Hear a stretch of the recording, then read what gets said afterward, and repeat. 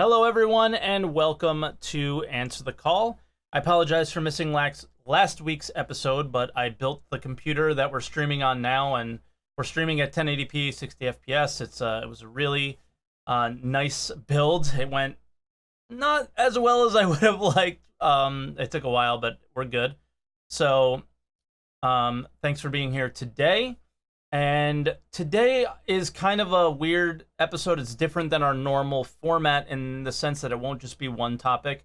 A lot has kind of happened that is somewhat controversial, and I thought it'd be interesting to just get a lot of your opinions on them. So I think we're going to choose like 3 topics today. And the topics are going to be the 890 jump and your thoughts on that and kind of how it's come into the game and everything. The new Aegis ship that was revealed at the Gamescom reveal here, which is the Aegis Nautilus, the mine-laying ship, which I have opinions about that. And finally, the kind of your thoughts on this week's Inside Star Citizen and how it was not really our typical Inside Star Citizen. So I'll start out with the 890 jump. I think it's, in my opinion, I think it is, it's perfect for the person who would buy the 890 jump. I have no use for the damn thing, but for someone who is willing to spend that kind of money for some sort of a status in the game, most likely, or some sort of role-playing capabilities, it's pretty good. Today, I used it to do on my Twitch stream at twitch.tv/SaltEMike, by the way, a selfless plug. I used it to do the garbage man missions in the game. So I did the cheapest mission you could do in the most expensive ship, just as a meme. I might actually put that video up on my YouTube channel, just for fun. But I think the interior and everything, I think it's really awesome. I think it looks perfect for the person who would buy it. The Aegis Nautilus, I am a little less positive about. I don't quite understand the concept ships that bring in more gameplay when we still don't have current gameplay really even being worked on. And I really also don't like ships that create additional gameplay with no real design documents or understanding of how it's going to work. I know it's just laying mines. It's not really that big of a deal. And also, my other opinion is, I don't think it really looks like an Aegis ship. So yeah, it's a little weird. I might overlay some images on screen for the YouTube audience that hasn't seen it. Like, I'm not completely set up here, so I can't just bring things up and on the screen like I would have been able to do in previous episodes of the show. And then finally, Inside Star Citizen. I did a video the other day on my channel. It was like 2 days ago. So if you want to check that video out, you're more than welcome to. Quick, short feelings about it. I thought it was a really good episode for being like a documentary. I don't think it's a really good episode of Inside Star Citizen. I thought the information was really, really useful, where they discuss kind of what QA does and why they don't really focus on the game once it's released. They focus on the next build. So it's always about getting in the next thing, and it's less about maintaining what we have now. And that's kind of why we have the shitty experience that we have now in Star Citizen. So it was kind of insightful in that sense. And but besides that, I just don't see the point of it. When you take 3 months or 3 weeks off and you're doing that 4 times a year, and it's somehow acceptable to put out an episode like that of ISC, when my expectations from ISC are updates on what's going on in the Star Citizen development, how it's going, what are you working on, more show, less tell, that kind of thing. That was all tell. We did see a little bit of the caves, but yeah, not really a big fan of it. So anyway, we're going to jump right into the calls here, and our first caller is going to be Shadowhunter255. What's up, Shadow? How you doing? Welcome to Answer the Call.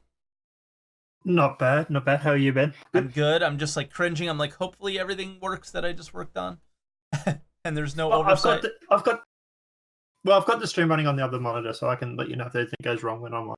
Okay. But I was going to say, okay, so I think the three topics that you have picked are all linked, and Okay.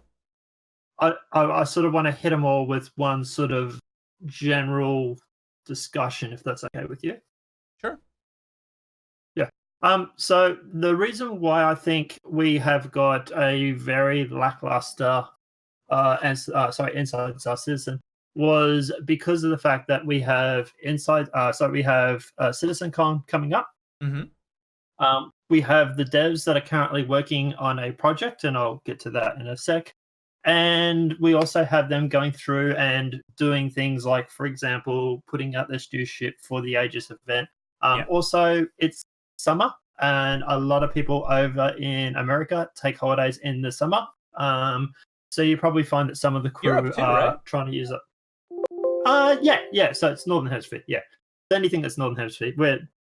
I'm in Australia, so we're freezing our butts off Okay, now. yeah. It's your winter right now. Yeah. Although it's not really that cold, but anyway. But I was going to say, so a lot of people over in the Northern Hemisphere will take this time off to have holidays and stuff like that as well. So I think there are some people that are, if I had to guess, probably trying to eat up some of those holidays that they need to take. Because like Jared literally last year had to take a holiday, and I think it was in January. And Chris made him because he had too many holidays. So they do try and, I think, keep Well, and tabs because on he those. never takes a break. Ever. Exactly. Yeah. So Ever. I think so. Yeah. So I'd be very, very surprised if there wasn't people taking holidays at the moment to sort of eat up some of those holidays. Mm-hmm. But the biggest thing I think that is stopping us from having a action-packed Inside Star Citizen is the fact that we are coming up to CitizenCon. They don't want to go giving out too much with 3.8 or 3.9 because Can I stop you there though? Yeah. What about yeah. 3.7? I'm going to get to that. I'm getting to that. All right. So all right. 3.8, 3. All right. I'm getting there. 3.8, 3.9, that's CitizenCon. 3.7 is mostly a quality of life patch with some minor game improvements, some gameplay. For example, I think Physical inventories, dude. Yeah, I was going to say there's literally inventories, and there's inventories, there's the barkeep, there's animations and stuff like that, but it's more of a quality of life than it is a game patch, like new game mechanics and stuff being added. And I also think a lot of the groups, a lot of the departments at CIG are currently working on server-side OCS, trying to incorporate that into the actual game itself. Now, we've already spoken about this in one of the previous episodes, and I want to say, chat, I wasn't wrong. I was actually right. I was just ahead of everybody by a week. I said last time that server-side OCS was successfully tested, and chat called me out for it. And then the next day, they actually put out the monthly newsletter, and it said that it successfully tested it. So, nah. So get fucked. He's a get fucked, chat. I was right. But like I say, yeah. So I think what's happened is server-side OCS, the bare bones version 0, is actually in the game right now, which is why we're getting these huge frame rate improvements.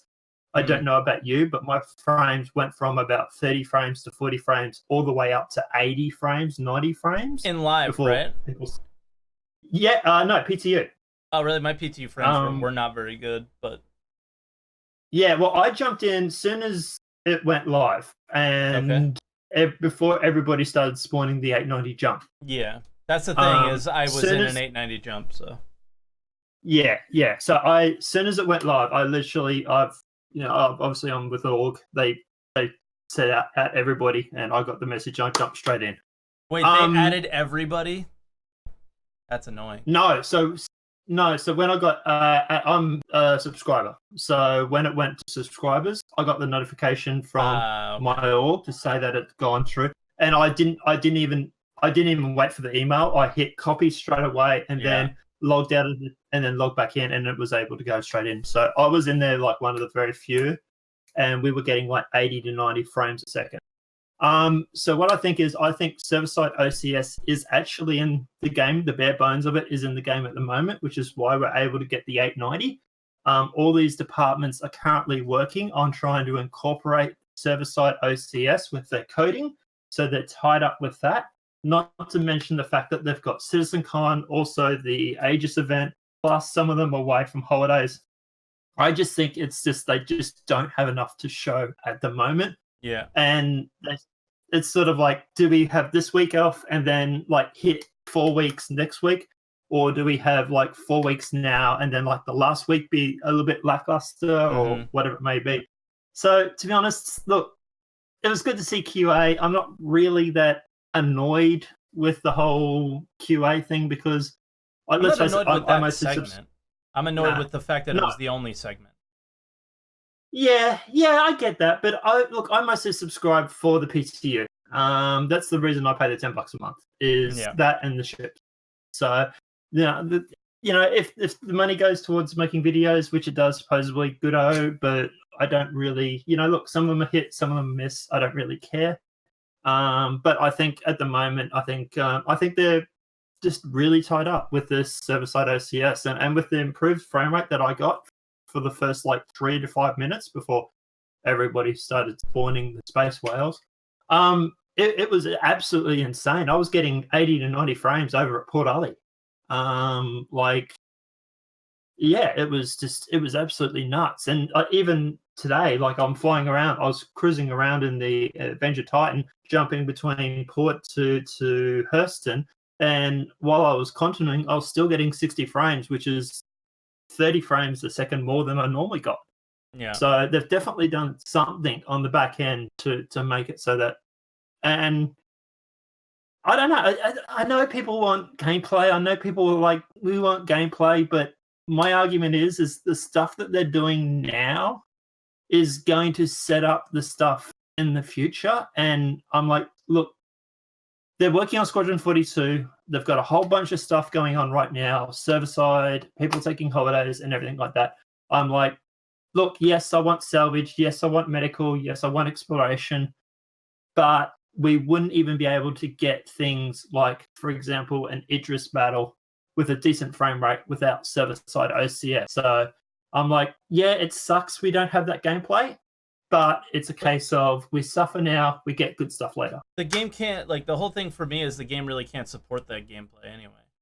You have to focus on scale first and then bring the gameplay into it. Right? Every game builds out the area that you're playing in, builds out the gameplay, and then makes it look nice. Star Citizen went a little backwards, made it look nice, and is now building out the area. And then they're going to bring in the gameplay. Well, if I am true, if I am correct with them bringing in the bare bones of server-side OCS, we don't know what the game actually can support now. We it might no be able idea. to support we won't Idris know battles. for a while. No. Well, we won't know until CtznCon, which is I reckon they drop it. I reckon they're going to drop server-side OCS at CtznCon, and they're going to celebrate it. But then there's still server meshing and like Vulkan support. Assistance. Yeah. So there's still, we know that you don't know but I'm just saying, like, you don't know what your computer can do until all of that is in. And and you don't you don't know what's important. Like for a lot of games, is this a CPU hog? Is this a RAM hog? Is this a GPU hog? We won't actually know the true numbers and be able to benchmark Star Citizen until all of that stuff is there. Yeah, even when, like, for example, Vulkan obviously is a little bit different, but things like server meshing, server-side OCS, that's more stuff that relies on the server side of things. Mm-hmm. Our clients, they only import assets when they need it, right? That's what OCS is for us. So even if they go through and they get persistent server meshing and server-side all licked, I don't think you're going to have a suffer when it comes to frame rate. If anything, I reckon it's going to go the other way and become better. Yeah. Especially, like I said, 80 to 90 frames at Port Ali on my computer. And dude, look, I've got a 1080 GPU, fine, but my CPU is like 6 or 7 years old. It's like an i7 3.2 or whatever. It's Yeah, I have a 4770K in mine, and I'm gonna switch to the 4790K. It's like not that big of an upgrade, but it should overclock better. That's it. I think So, I think we actually have the same CPU. yeah, it's But pretty old, but it runs it.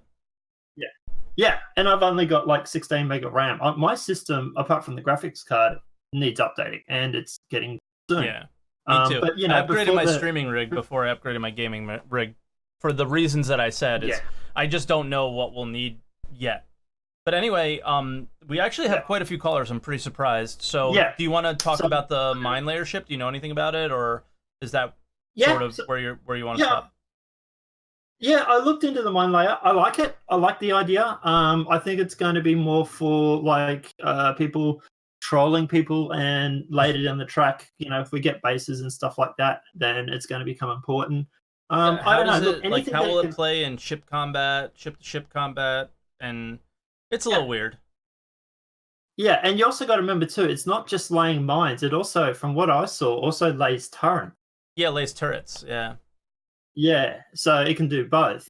So like I say, look, obviously capital ships at the moment, well, when they get it all balanced, they're going to be overpowered. So if we got something that can possibly help take down a capital ship without having to launch, 30 squadron fighters, then I think that's a good mechanic. Yeah. So, yeah, I don't know. We'll see how it goes. But I like it. I like the design. I like the ship. It doesn't look agency, but I think, no, look, I'm kind of happy with it. Yeah, I want to see. It's like $650, so I'm not buying it. But I'll play it with someone that I know. People in my org are buying them, so I'll play it on them, their account or something. Yeah. but that's it. Yeah, but I'll let you go, and I'll let the others jump in. All right, man. Catch you, buddy. Catch you later. All right, let's update this and get Roth in there. And our next caller is.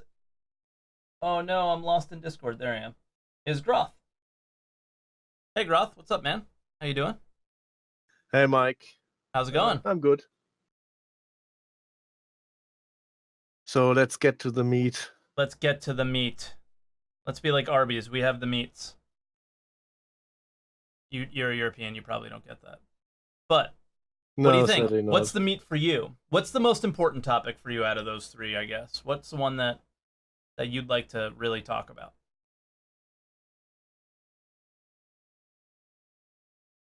I guess a bit like the community, how quick the community forgets. Like we get like this awful community content. I mean, the PTU access was a goodie when they last time had no clue what to add, how to make it better. And that was a time where we still got good community content. And that 2-3 times a week. Now 1.5 times a week, so to say. And instantly the 890 jump drops, and every streamer is like from, this is an issue. So, it's like they switch extreme quickly. I mean, in a few weeks it's boring again, but like we have an issue, and then suddenly they drop the shiny ship, and then everything is fine again. And with the mine layer, my org instantly went to, they're already in 3D Max, and they could release soon with the mines. And I was just thinking, first of all, they're releasing gameplay, and then gameplay that adds more entities to the server. Like, no. Yeah. So mostly about the mine layer, I would say I want to talk. Okay, let's go. Yeah, the flipping in the community is like, there's something shiny. It's always a bit sad. Yeah, but I mean, when you go to Reddit, if you're looking at Reddit, a lot of the Reddit people are the most, I don't know, they're probably relatively high backers for the most part. A good portion of them may have an 890 jump or are really interested in an 890 jump. So when something like that comes out, sure, they're there. But also, they've already bitched about Inside Star Citizen because they had 2 or 3 days to do it.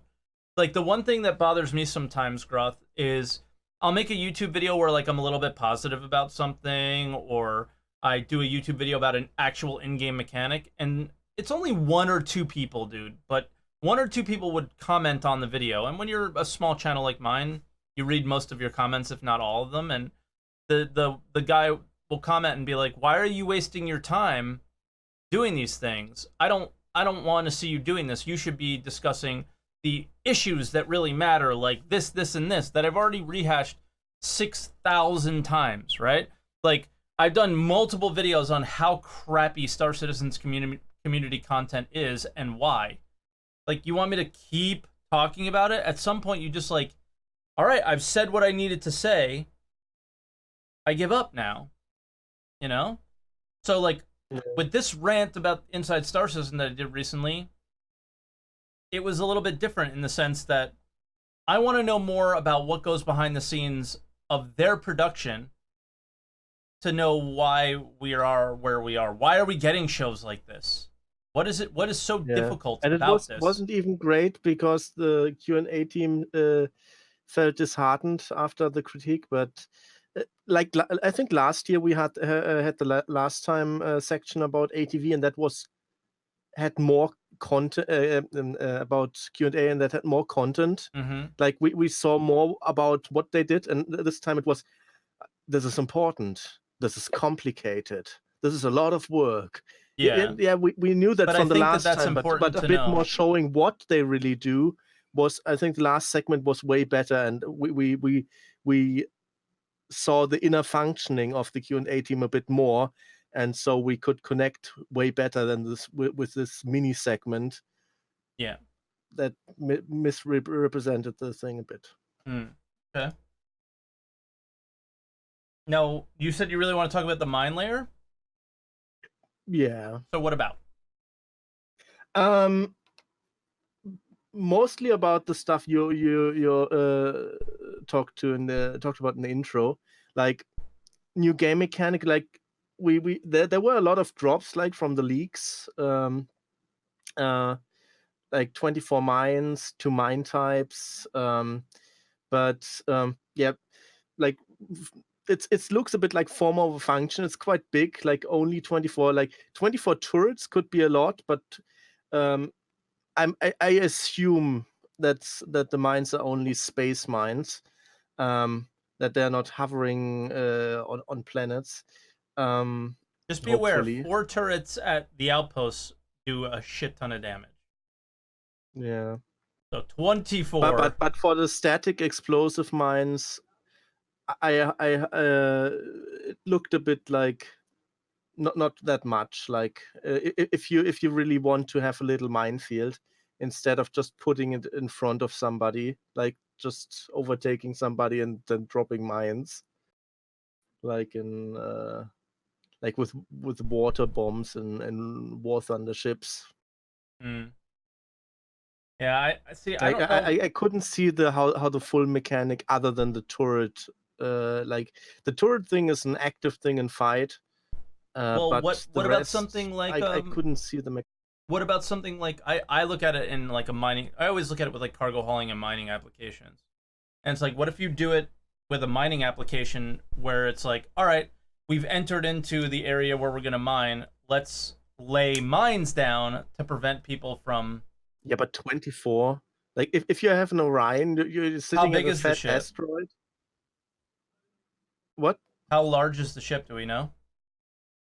145 meters, I think. Okay, yeah, that's a little unbalanced, it seems. And like 8 crew, but I think you can run it with less. But I imagine you can run it with 1. Yeah, drop the mines. Yeah, I think 24 turrets, like if people approach, could be good to protect your operation, especially because the armor seems similar to the Hammerhead, so the escort itself takes a bit of punishment, and the frontal firepower is quite decent, even good. But the explosive mine thingy, I really don't know, other than with like trolling, because they're the same amount than the turrets. So I can't really see, like if you don't do like X runs to permanently drop them in a certain corridor.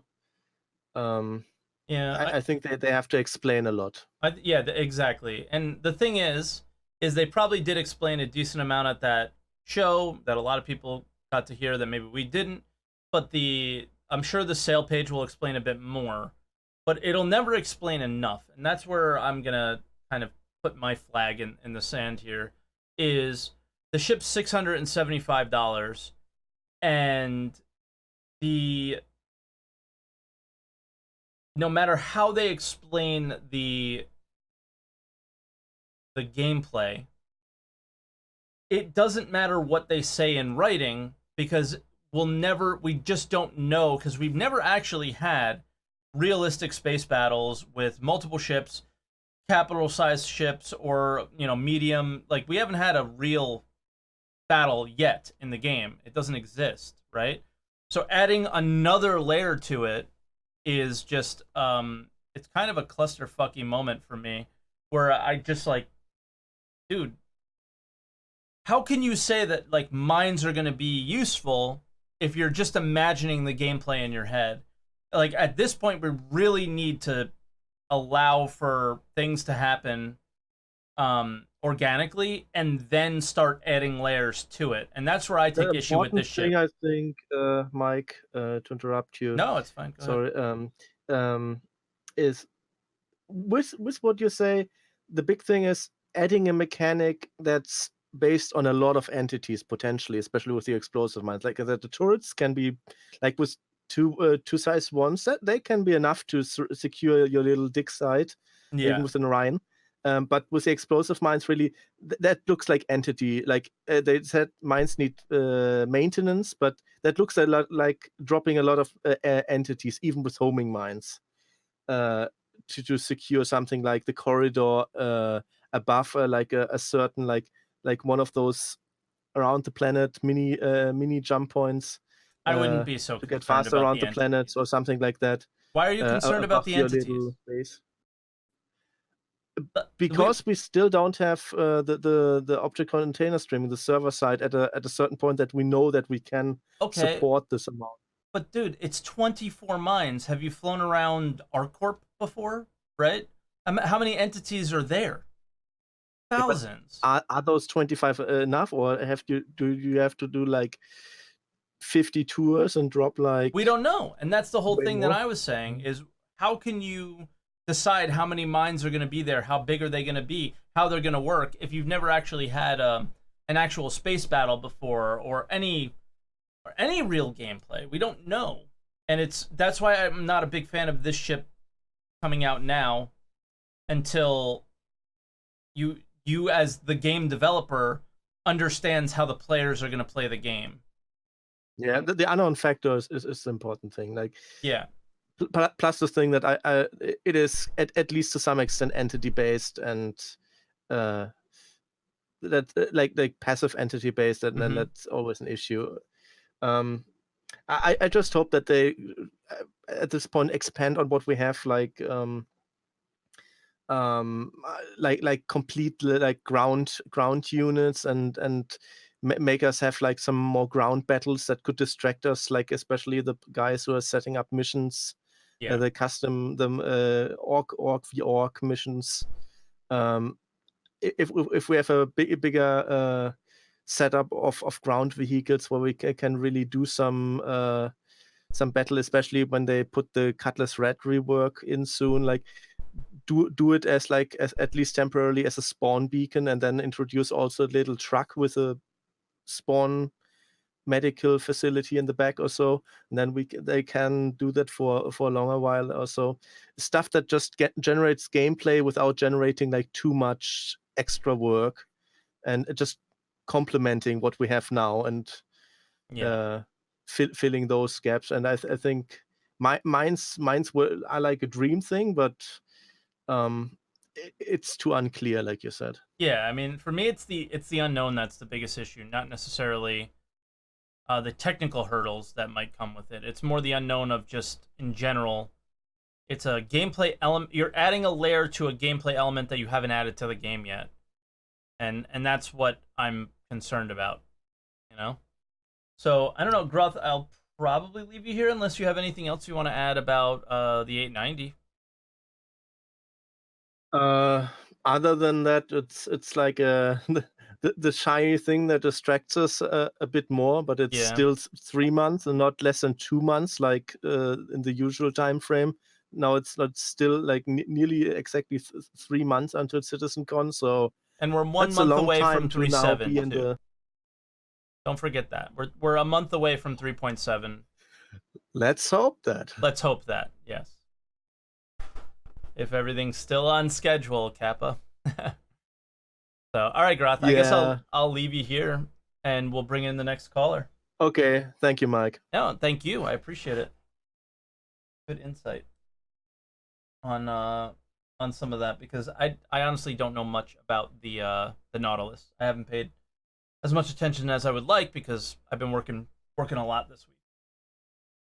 All right, and then we bring in First Emperor. What's up, First Emperor? Hi, Mike. I'm How's it good. going? Hope. Yeah, it's my weekend. It's my Ending weekend soon, so. Oh, my weekend just started, baby. Woo! I'm excited. Sunday is my favorite day. Great to hear it. Yeah, you're one of the rare people that like Sunday. Yeah. So what do you think? What's your big topic that you want to discuss? What's up? Big topic would be the ATV, but I'm just gonna start off with the smaller ones. Okay. I think 890 Jump, fancy new ship. Don't have much of an opinion about it. It's really huge. But in general, the more options and variants I have in the verse, the better. That's pretty much all I have to say about it. Nautilus, why not? There are mines in pretty much any space game, so it's just a matter of time anyways. And I think on dev side, let's ignore the entity fact with server that we don't know how this is going to go. Yeah. It shouldn't be too much work because it's pretty much a floating turret with a simple AI, or in case of mines, a collision entity that goes boom if someone touches it. Yeah.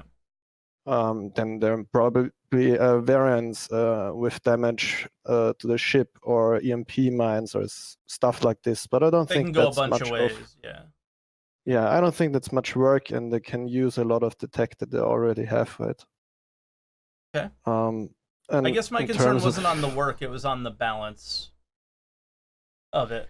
Yeah, I mean, balance in Star Citizen is a whole different topic. Yeah. But I think it's not even a bad idea to bring in the mines right now, because maybe the devs have different ideas of what you can do with them than players will have, and it will possibly create a lot of really cool options that you have in fights. Okay. And I wouldn't talk about how many mines the ship has, because that's going to change anyways. Probably. Yeah. As far as ATV goes, I think you already had an episode where I was on as well about is it worth subbing or something like that? Yeah. It's been months ago. And I think it's still the same for me. I miss the times when you could actually learn something from ATV and see more of work being done and dive deep into it, instead of those pretty damn shallow episodes that we've had for months now. It's just, for me personally, it's just, I mean, it's not wasted time because the 8 minutes I'm done and I have my peace for the rest of the week. It's not much time to waste, yeah. Yeah, and earlier it was, earlier years ago, there was so much content that I actually had to decide to skip some parts that I'm not interested in because it was so much. But on the other side, if the topic interested me, it was awesome. Yeah. And that's something I really do miss. But it has been like this for a very long time, so I wouldn't say that vacation is any reason for that. Maybe the CtznCon? This isn't anything new, really. No, and it is not. I don't know why people got so upset about it. Because it's just getting worse. And because I'm getting upset because I feel like we've been yelling at the top of our lungs about what it should be and what we want, and they're just not listening. I think it's also a lot of things adding up, like the the patch is not progressing as fast as we would want them to, then ATVs being, I wouldn't say lackluster, but just shallow is maybe the better word for it. I mean, there was no cringe part in the last episode, which is good. No stupid jokes or anything. Maybe he has heard us on that they're going to reduce it a bit. We'll talk next week. We'll talk next week, yeah. But in the end, I think they are just in over the head with the patches and how they are going. Because if you look at the roadmap updates, the progress that they have made, there I think vacations are more of a topic that people are just not here and blocking progress. But they have so much to do to catch up with what they already are late on. Yeah. That they will just not have the time to do any in-depth segments. Yep. I mean, from what we are getting for our money, let's ignore the PTU because that's something I'm not interested in. I don't think we can get by far enough for that money.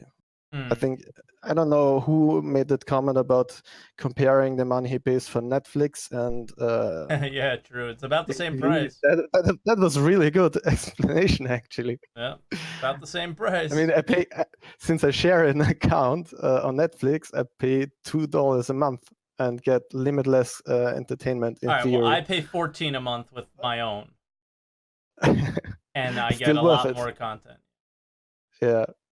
So that price range, I mean, I see it still as kind of a supporting development as well. I don't think that all the money goes in there, and I don't really care too much about it. Yeah. And also, I said this before, if I ever stopped subbing and then decide to come back as a European, I would also have to pay taxes on top, which I don't have right now. Yeah. But it's more of a routine money that I can afford to just throw away a month. I'm not getting out enough out for the money, but whatever. Well, what about? Yeah, I mean, I guess that's really it. Is there anything else you want to share about? Is there anything else on your mind? I think people worry way too much. It's and just I'm a just video not game. into worrying. Yeah, Just a video game. and I don't know. People make so many assumptions every time something is said without any or not nearly enough knowledge, and that's something that gets on my nerves a lot when people just assume things without knowing anything about it. And yeah, most of the time I just ignore that because it's a waste of time to get too much into it. Yeah. All right. Well, all right. First, I guess I'll leave you there then. Yeah, I think that's a good point. And they still have other callers as well. True. Yeah, and dude, I feel like it's every time we do an answer the call, it's like been almost every week. I usually don't have a lot to do on Sundays, but it's been like people's birthdays and so like we got engaged, and it's like every week I have an engagement that's like right after answer the like I probably should be getting ready for it now, but so there's just constantly things. So yeah, you should come to Europe. Not that much marriages here. All right, first. Okay, see you soon. Talk to you later. Bye. See ya. All right, and we are going to bring in Bellatar next. Bellatar is a frequent caller as well. It should have switched. It hasn't yet. There it goes. Bellatar, welcome. Answer the call, man. Hi, Mike. How are Thanks you? for having me. Thanks for being on. I'm great. Can you hear me well? I changed my mic. Is it sounding okay? It sounds great. Okay, cool. Well, I think my main topic would be the Aegis Nautilus and some underlying issues with this. I think it's the most interesting point at the moment because the 890 jump, just like you said, it is what it is. It is shiny. It's somehow great, but it's also completely useless. To the just like a average super yacht in player, real life. it's useless. Excuse me? To the average Yeah, player, it's well, useless. Yeah, I meant it in the sense of you don't need it for anything. You just have it because you can. Correct. Yeah, that's about it with that ship, I think. In regards to the Nautilus, I think a lot of the discussion around this ship and the general discussion we're having is from the way we currently experience and play the game, which is the somehow persistent universe, the sandbox, which will later evolve into the MMO. And the Nautilus in special and generally, I think we tend to forget that current development and priority is massively driven by Squadron 42 to get this out of the gates. Especially the Nautilus. It looks like a squadron ship. Yeah, it is. It is. They said so in the presentation. Okay. It's actually a bleed over, I think, from Squadron 42, where they it will be play a part, the gameplay on the ship in Squadron 42, and I think they just got it too near ready, so they are just implementing it into the PU so we can test it and iron it out without actually having persistent universe plans and gameplay with it, but to get it ready and polished to have it in Squadron 42. Okay. And so I do not take so much issue with that ship not having real gameplay and not being so polished. So in that regard, it is rather okay to me to say, well, that's what we're doing in the persistent universe. Yeah. We're testing stuff. And the priority on Squadron 42 actually makes a lot of sense to me. Sure. Can I jump in a sec? That point that you make is really good in the sense that I can't see the gameplay use in the PU, but it could easily be a mission in Squadron 42, where it's like, lay mines in this area, right? Like, it's not that difficult. It doesn't need to be as elaborate as it would be in the persistent universe, where it's like multi-crew aspects and other players need to be involved in running into the mines. Whereas if you just lay mines in an area, then the NPCs that should come across them will or they won't. Yep. Yeah, just kind of makes sense to me. So it's a really good point. Yeah, and they actually there was a Q&A session they did afterwards, and a lot of those questions got asked, and they just hinted at someone asked how would that actually work in the PU, and they said, well, of course there's always the creativity of players. You never know what they will do. We'll see. Mm-hmm. But it's actually rather simple, just as you described, to incorporate even into the PU automatically generated missions. That just tell you you've got the ship, you get the mission, and it tells you go to that area, lay mines, and maintain them for a time, and then you'll get some kind of uplift or some kind of monetary reward. Simple as that. Yeah. So that probably will be the starting point, and that probably will also be a good testing for what you will actually be doing in Squadron 42 with it. Yeah. Okay. That's fair.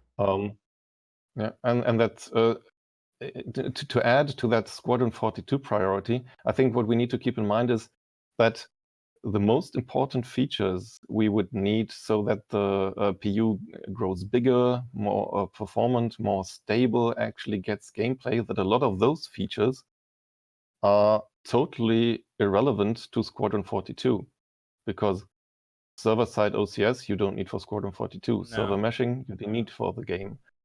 Shared missions in groups, cooperative gameplay, scanning gameplay, all those gameplay loops, or maybe not all of them and maybe not entirely, but large parts of this are very much irrelevant to Squadron 42. And I understood this aspect just at this presentation, because I was lucky to be seated at a table with Erin and got to talk to him a little. And I asked him about that conflict, about what to prioritize between Squadron 42 and the persistent universe. And he pretty clearly said that whatever we need to get for Squadron 42 gets assigned, gets staffed. And whatever I'm exaggerating, but whatever remains in resources is put into the current state of the PU. This shifts a little, 1 month going up to the next patch that is released to the PU. So they iron this out and get it to live, and then everyone switches back to Squadron 42. But we don't see any of that other than a graphic in form of a roadmap update. Which they should really communicate to us, like they communicated to you. Yeah, absolutely. Yeah. Which they did. They should be explaining this. They did in some case. Do they need to explain it in the level of detail he explained to you? Maybe not. I mean, I think we're all pretty aware that Squadron's the priority, right? Yep. So, yeah, generally yes, but I think you tend to forget it and get lost in frustration because you don't experience it, you don't have anything of it. It's the persistent universe you're in every day, and I rage as well if I run into the same bug the 20th time and simple ships break, simple stuff breaks and it breaks again and it breaks again. So you get frustrated, but I think that's just at the moment the nature of the beast, and that Squadron 42 is where the resources are going first, and then whatever remains is put into the PU, and that's frustrating for us because we don't see Squadron 42, we don't experience anything of it, and we get somehow left with the leftovers. If I'm being drastic a little bit. Yeah, it's true, but it's true, and it's understandable, I guess, nowadays. I mean, we know that like just from my experiences with streaming, like Luke Presley used to come in and Danny Reynolds was always with him. And they took Danny, who was like Luke's sidekick, basically, and he's on Squadron now. So it's very clear that the resources are focused there more than anywhere. Yeah. And I think it's the right thing to do. I didn't want to sound too negative. I think it's absolutely correct to make this decision. Yeah. It's just crappy for us who are looking to fly around. Right I agree, 100%. So, all right. Is there anything else you want to add for the other stuff? Not really, no. Okay. All right, Bellatar, I guess we'll leave you there then, and I'll bring in our final caller for the day. Okay. Thanks for having me. Bye. Bye now. All right, and we're going to bring in ASN for our last call. What's up, ASN? Hey. How's it going? Doing good. How are you doing? I'm doing well, man. Yeah, it looks, I was kind of coming guns blazing with the Nautilus, but then Bellatar kind of slowed me down because he's like, oh, it's in Squadron. I'm like, all right, now it makes sense. Because like every time I see like this, late MMO gameplay feature of a concept ship, I directly facepalm. Me too. Because like that was my first it's reaction. Like how many years? Yeah, how many years is that gonna take? So like I saw mine, so I'm like, oh, 2024 it must be. Because it's just that kind of stuff is just so far away. There's so much to do to get there. So every time I see it, I'm kind of allergic to those gameplay concepts with the ship. But anyway, if it's going for Squadron, obviously it's great that they can test it on the PU without the functionality. So it runs better on Squadron. And that is, I think, pretty good. But I honestly stopped backing ships. Like last stuff I got was only gift packages for a couple of friends of mine who wanted to try out the game. The last ship I backed was 2015, and I've stopped getting ships after that. I only have a Freelancer Max and a Aurora LN. That's all I have. So on that's my opinion. Gameplay so far off, it's not even worth thinking about. And if it's in Squadron, then they can cinematically make an epic scene out of it. I mean, I can already imagine it. Like, going into a zone where full of mines and you're trying to go through them. Some people die and like explosions and try to dodge through it. It's like spoilers, a heroic moment. Dude. Like stuff like that. I mean, I'm just like, I'm just going crazy with the possibilities of a scene, It's very exciting to be able to have those different things inside of a story. So on the other stuff, on the Inside Star Citizen, like poor QA, honestly. Like and I think you mentioned this in one of your videos, but like I have to mention it again. Once it's been so long since they had some like spotlight on him, and then that came in at the right time where the community was building up negatively, and then that kind of exploded on their ISC. So that negative backlash was like I get it. Like that's the thing. It's not what we go to ISC for. It's not what we went to ATV for. It never was, and it never will be. It's just the end of it. When are they gonna fucking figure it out? I don't get it, dude. I agree with I think it was First Emperor who said like the old ATCs were very detailed. Like I remember like I used to like dedicate so when I was working and I had to take a break, I'm like, what should I watch? And then there was an ATC dropping, and I was like 30-40 minutes of in-depth deep dive. And even though it's just the same work in a different studio or whatever, or like different subject, I would still sit down, have a cup of tea, and just like watch it and enjoy all the details, like talking to all the devs, showing the features, showing the editor so much, and like what they've been doing. I do miss that. Like I think the new show lost a bit of that, and I think they're trying to cover that with Star Citizen Live of that same experience, but like making it live with the feedback. And I get that strategy because you can actually talk to people when they're on live. But for somewhat, it's not resonating with the community, so they still need to figure that stuff out. On the overall like development state, I mean, so interesting thing. I watched Anton play Star Citizen like quite a bit now, and those of you guys don't who know the streamer. Anton's a big Escape from Tarkov streamer. Yeah, so he was playing a lot of ETF, and then I suddenly saw him on the Star Citizen directory. I'm like, who's this person? Because I love checking new people experience the game, because it gives you a different perspective, because when you know it for years, you just don't see it the same way others do. Yeah. And even though he ran into bugs, even though the like first user experience is horrid, and it's just like so many things you got to learn, he grew into it, and it was so interesting because he was pissed off, but then the more he played it, he's like, it's that thing about Star Citizen, there's nothing like it, right? Like I look at all the space games coming out for me. I look at it's just so immersive, and he was saying the same thing. It's immersive, and you really think you're the character. Like that's one of the few games where you're in it. Like you actually feel there, even though you're looking at a 2D screen without VR. Yep. I'm 100% convinced when I'm in Star Citizen, when I've been playing for a few hours without any issues. That's rare, but it happens.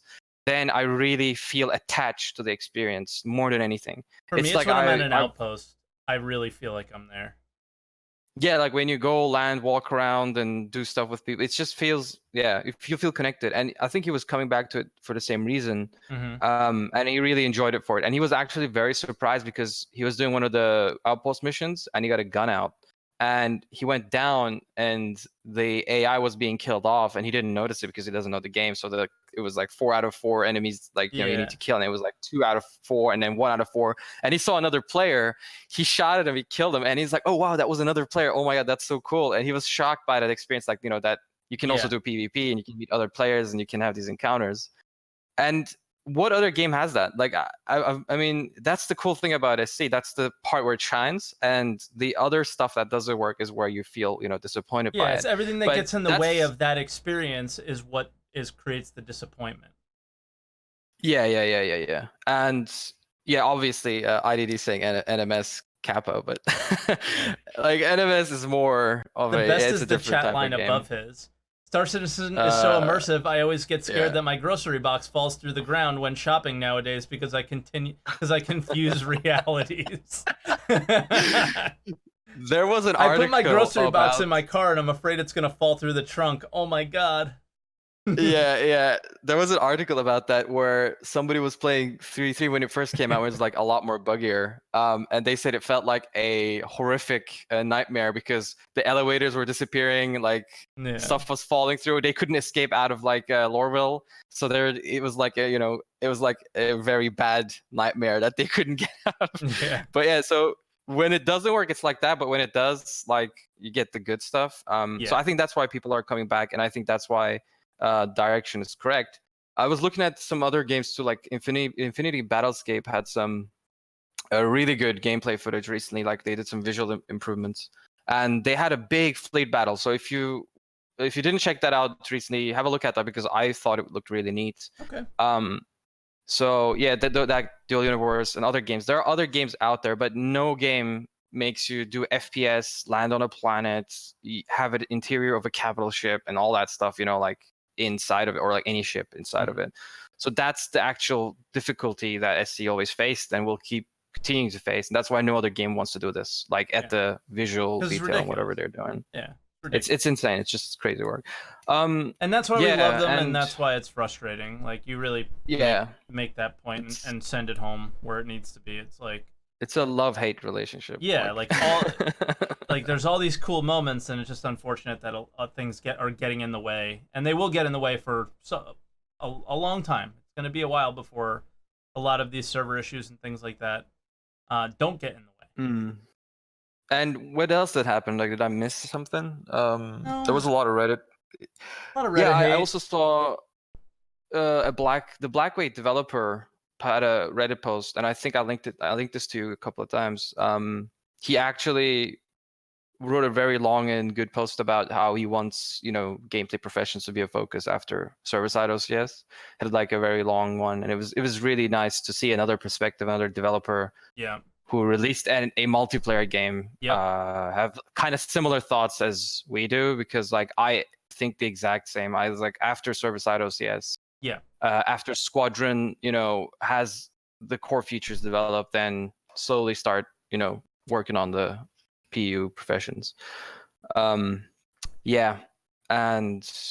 that's about it. Like it's been interesting because there was a post also on Discord about the event that they had in Frankfurt, and somebody said that they are trying to hit server-side OCS in 3.8, and then but it might get to 3.9. They don't know yet. That's we kind of expected it. Yeah. But I just want them to show progress, right? And I think the lack of progress on the roadmap is highly driven by all the background work they're doing on that, because it was the same last year. Like, I don't know if people remember last year, but it was literally the same. It was the exact same situation right now, waiting for Hurston. Where is Hurston? This is ridiculous. Right? It was all that. So it was all that, and the progress was like very slow. So people and they didn't communicate that too well either. So it was like, oh, it's just not gonna happen. It's just everything is being dropped off. So I do hope they hit those targets though. Yeah. There will be a roadmap update. I think that will shift around everything. That will be quite the news again. Because that's the one thing that's weird to me, is that there's not much shifting going on the roadmap right now, and for features that we've seen be worked on in other, like we've seen them worked on like Inside Star Citizen, as well as like in the monthly report, but they're not progressing on the roadmap for some reason. I feel like there's going to be some shifting going on, some things happening. Obviously, because 3.7 stuff, like 40% of it's still scheduled. Like you cannot. That can't be true. It's like it just can't be real that 40% of it's still scheduled. It just can't be. They can't have done this again. Like right now, they should actually be going to make a build for Evocati. Technically, like if they would stick to their plan right now, like next Tuesday, it usually drops in like Wednesday. 10 days, 15 days from now. Yeah. But it's just like, how is that? We're talking happen? 2 weeks. It's I think it's gonna be quite a big update. That's gonna piss off the community, but all right, Asen, but that's what I said. Like, keep the expectations low. Also for CIG, right? Not only for us, but also on their side. But thanks, and have a good day. Yeah, because we ended up having a surprise last caller, so I'm gonna bring him in as well. All right. Okay, take care, man. Thank you as always for your insight on things. It helps calm my nerves every week. Yeah, I love our conversation. Yeah. Same. Thanks, man. Later. Talk to you. All right, and finally, CtznShenanigans, a sneaky caller, popping in. What's up, man? Hi there. Thank you for having me on. Of course. So, what are your thoughts on the subjects of today's show? Well, I heard some really good points about how ATV is coming along, and dissatisfaction and so on. And I kind of agree. I think ATV should really be about the game, what's in the game, things that are coming up immediately, that sort of thing. In the game, exactly. The stuff about how the game is made and the background and that sort of thing, maybe that's a different show. I agree. Or if you're gonna do that in the show, make sure you have how the game, you know, what you're asking for, right? With it. Right. To just be a single episode was an extra segment of the same show, like a little part of the same show that does the background, you know, and then you go into game stuff and game mechanics and stuff like that. Agreed. You mind if I talk about the 890 for a little bit? Of course. Go ahead. Cool. One thing I think could be really cool, and I don't know if they thought about it. So you know the cargo elevator, how it has those 3 stages, where the lift is out and it's segmented from the rest of the ship so that the ship doesn't decompress. And then the next stage is the lift is up, you have the airlock, and they pump the air back into it, and it's segmented from the rest of the ship still. And then the next stage is it comes up. Now, a couple of possibilities. You could use that as a quarantine area and never let whatever's in there into the ship. As one thing. If you decouple all these stages. Yeah. And then the other stages, when the elevator's in the quarantine area, but you open the top, you then have a pit. Now, it would be really cool to have like a fight club going on down in the pit. And you have all the audience in the cargo area looking down, cheering on, you know, throwing stuff at them and stuff like that. Maybe this is what's wrong with Star Citizen. You guys and your damn ideas. But it's fun stuff. Yeah, I know it is, for sure. Yeah. And when creatures come into the game, you just throw a creature down in there with or that. Yeah. Yeah, so if they decouple all those parts of the cargo elevator, you know, you could really open up a lot of gameplay for that. Yeah, that's true. I actually like the airlock, not the airlock elevator, but the ship hangar elevator the most. I was like, I want all of our ship hangars to be like that when landing at a landing zone. Because you land on a platform and then it comes down into the hangar. Yeah, you wouldn't have to crash into the sides. Yeah. And you wouldn't have to use third person as much. Or ever, for that matter. But yeah. Well, eventually they'll bring in that terrain radar, wireframe terrain radar or whatever. True. Yeah, so you can see what it is below you. Hopefully get a distance marker, not in the just year 3000. Yeah, 3,000, 350, somewhere around there. But yeah, that's all I really want to say. Okay. Slight change of pace, you know, looking towards the light a little bit, a little less. So all you wanted to say is you want an 890 jump fight club. That's it. Yes. That's fair. I accept it. Thank you, sir. It's a total reasonable idea to have. So yeah, I mean, overall, do you like the look of it? Or do you own one? I do not. Okay. But I know people that do, and I will crew whatever ship that needs to be. By crew, do you mean will you be a member of their fight club on their 890 fight club? Sure. Okay. I'll get down there. Get beat up, but I'll get down there. All right, Citizen. I think I'll leave the show here, and thanks for popping in. Thank you. Later, man. All right, everybody. That's going to do it for today's show. We had a bit of a longer one. The setup took a little bit of time on the live stream if you guys are watching on YouTube. So we're a little bit over time for me personally, but we had some really good callers, some really good ideas, and some things that kind of changed my opinions on stuff, specifically about the Nautilus, because I didn't do my research on the Nautilus before today's show, just to be really transparent on that. But yeah, I am going to leave everybody with that here. Leave a comment below. Let me know your thoughts on Star Citizen's recent events. And I will catch you next week, where I'm not sure what we'll talk about, but we'll have to see. We'll see what comes out on Inside Star Citizen and so on and so forth, and see if we have an interesting topic to discuss. But if you want to share some feedback on the show or give an idea for a topic that you would like to hear, make sure you pop in our Discord at discord.gg/SaltEMike, and we have a feedback section, and we have an ATC topic suggestion chat as well, so you guys can leave that there. But guys, thank you so much for watching, and I'll see you guys in the next video. Bye, everyone.